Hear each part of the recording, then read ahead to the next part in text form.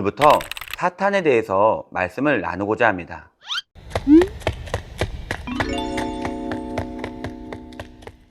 마귀의 정체는 무엇일까요? 우리들은 우리가 처하고 있는 환경과 조건에 비추어 그 모든 것을 이해하려고 합니다. 그러나 성경은 분명히 인간 세계에서 일어나는 모든 악한 일에 배후에는 마귀가 있어서 마귀가 조종하고 있음을 말하고 있습니다.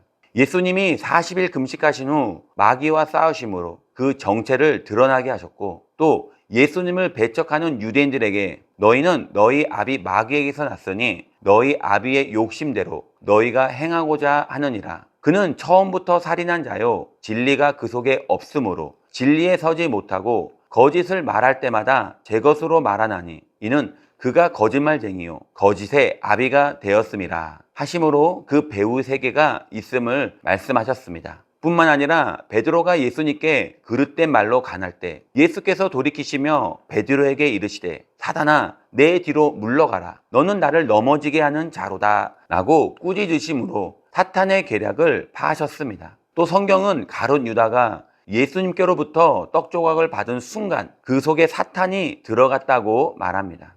그러므로 우리의 배후에는 우리를 도적질하고 죽이고 멸망시키려는 마귀의 세계가 있는 것입니다. 이 세계를 분명히 아는 사람은 성공적인 신앙생활을 할 수 있습니다. 그러면 마귀의 처음 상태는 어땠을까요? 마귀는 본래 하나님을 모시도록 지음받은 가장 영광스러운 천사장 루시퍼였습니다. 성경의 천사장은 셋이 있는데 하나는 하나님의 군대 장관 미가엘이고 다른 하나는 서기 장관 가브리엘이며 또 다른 하나는 하나님의 거룩함을 지키는 신위대장 루시퍼였습니다. 성경은 마귀의 처음 상태를 이렇게 기록하고 있습니다. 내가 옛적에 하나님의 동산 에덴에 있어서 각종 보석과 홍보석과 황보석과 금광석과 황옥과 홍만호와 창옥과 청보석과 남보석과 홍옥과 황금으로 단장하였으며 내가 지음을 받던 날에 너를 위하여 소고와 비파가 준비되었도다. 너는 기름 부음을 받고 지키는 그룹이며 내가 너를 세우매 내가 하나님의 성산에 있어서 불타는 돌들 사이에 왕래하였도다. 그런데 이 루시퍼가 자기의 영화로움에 도취되어 자신이 피조물임을 망각하고 하나님의 보좌를 찬탈하려고 반역을 도모하다 쫓겨나 악마의 괴수 마귀가 되었던 것입니다. 마귀의 세계에는 타락한 천사장 루시퍼를 통치자로 하여 그와 함께 타락한 천사들 3분의 1이 악령의 세계를 구성하고 있으며 악령들의 하수인으로 허다한 귀신들이 있는데 이 귀신들은 주로 사람의 몸에 붙어 죽이고 멸망시키는 일을 합니다. 사도 요한은 환상 가운데 하늘 천사 3분의 1이 어떻게 사탄을 쫓아 타락하였는지 말합니다. 하늘에 또 다른 이적이 보이니 보라 한 큰 붉은 용이 있어 머리가 7이요 뿔이 10이라. 그 여러 머리에 7 왕관이 있는데 그 꼬리가 하늘의 별 3분의 1을 끌어다가 땅에 던지더라. 용이 해산하려는 여자 앞에서 그가 해산하면 그 아이를 삼키고자 하더니. 두 번째로 마귀가 된 이유는 무엇일까요?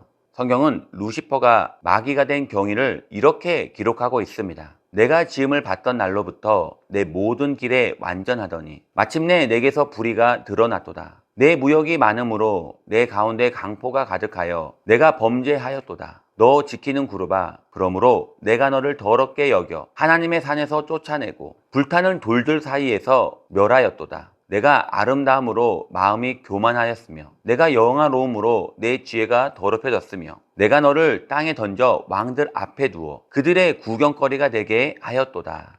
이사야 14장 12절 15절에도 너 아침의 아들 계명성이여 어찌 그리 하늘에서 떨어졌으며 너 열국을 없는 자여 어찌 그리 땅에 찍혔는고 내가 내 마음에 이르기를 내가 하늘에 올라 하나님의 뭇별 위에 내 자리를 높이리라. 내가 북극 지폐의 산 위에 앉으리라. 가장 높은 구름에 올라가 지극히 높은 이와 같아지리라 하는도다. 그러나 이제 내가 스올 곧 구덩이 맨 밑에 떨어짐을 당하리로다.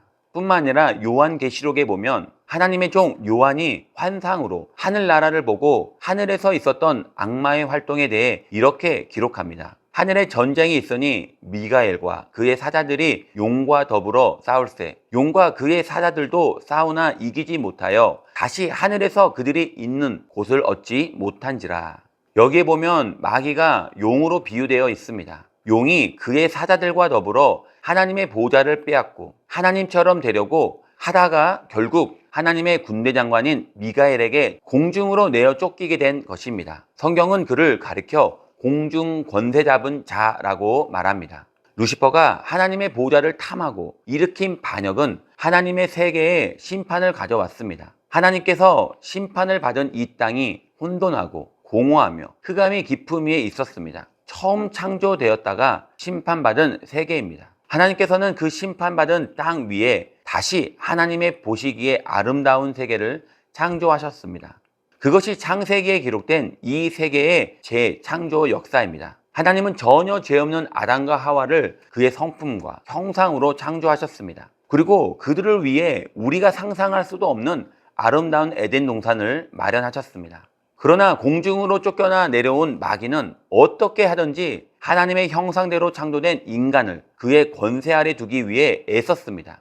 그 결과 아담과 하와는 하나님을 배반하고 그의 자녀가 되었습니다. 그러나 하나님은 내가 너로 여자와 원수가 되게 하고 너의 후손도 여자의 후손과 원수가 되게 하리니 여자의 후손은 내 머리를 상하게 할 것이요 라고 하심으로 장차 여자의 후손인 예수 그리스도께서 그의 음모를 좌절시키고 멸망시키겠다고 약속하셨던 것입니다. 아담과 하와가 타락함으로 온 인류는 마귀의 자식이 되었습니다. 아무도 그 스스로 마귀의 굴레를 벗고 자유함을 얻을 수 없었습니다. 그러나 죄 없으신 예수님께서 여자의 후손으로 오셨습니다. 마귀는 여전히 하나님께 반역하였던 그 교만함으로 예수 그리스도에게 자신을 향하여 경배하라고 했던 것입니다. 그러나 예수님은 말씀으로 그의 교만을 책망하셨고 십자가에 못 박혀 피 흘리시고 부활하심으로 마귀가 인간에 대하여 가지고 있던 모든 죄값에 대한 채권을 청산해 버리셨던 것입니다.